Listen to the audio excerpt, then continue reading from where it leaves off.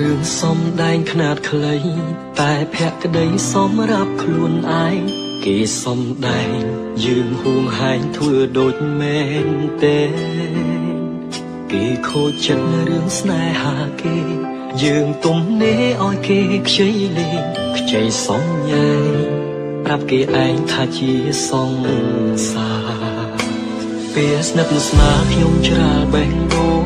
លំភ្លេចខ្លួនដល់ហួព្រំដែងផុតសំដែងគេក៏លែងដៃយើងតទេ